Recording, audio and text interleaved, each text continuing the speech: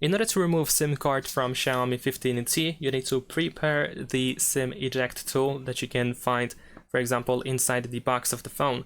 Take a look at the bottom of the phone where we can find our SIM tray. It is over here. We have this SIM tray hole, and we need to insert the SIM eject tool into this hole.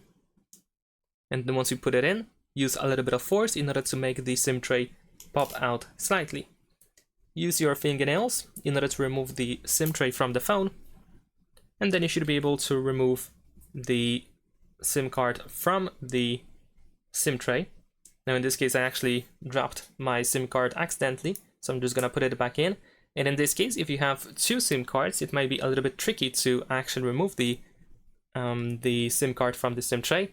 But what I can do, for example, is I can slightly bend just with a tiny bit of force, just like that, and then the SIM tray will pop out from one side.